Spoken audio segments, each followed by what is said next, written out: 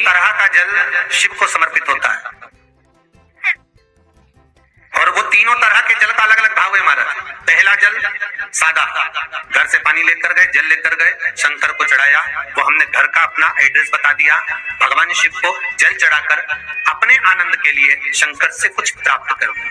दूसरा जल, जल के कलश में थोड़ा सा इत्र डालकर शंकर को जब समर्पित करते हैं तो महाराज घर में अगर कोई व्यक्ति बहुत रोगीला है, बहुत रोगीला, एक शिव महापुराण में, स्कंद पुराण में, नर्मदा पुराण में, भविष्य पुराण में, अग्नि पुराण में, नारद पुराण में, बरहा पुराण में, वामन पुराण में जितनी चीजें लिखी गई है एक एक प्रैक्टिकल कर देखो तो शिव महापुराण, स्कंद पुराण का ये भाव याद करिए कि एक लोटे पानी में इत्र मिलाकर, जल में इत्र मिलाकर, बहुत रोगीला व्यक्ति, बहुत बीमार व्यक्ति है, एक लोटा पानी उसका हाथ का स्पर्श कराकर शंकर को चढ़ाना प्रारंभ कर दीजिए। महाराज केवल 5 या 7 दिन चढ़ाओ और वो 7 दिन के बाद में उस बीमार व्यक्ति का क्रम देखिए कि उसमें कितना आराम लगा है। औषधि दवाई काम करना प्रारंभ करी कि ना करी, केवल इत्र समर्पित, इत्र का जल। तो पहला जल सादा, दूसरा जल है इत्र का, और महाराज तीसरा जल जो शिव महापुराण के अंतर्गत कहा गया है बेल पत्र का जल।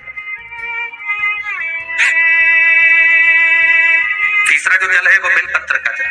बेलपत्र का जल कैसा?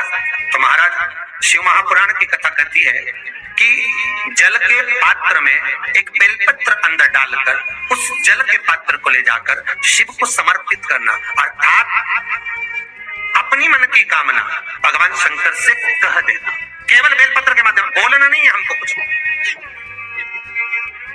हमें कुछ कहना नहीं है।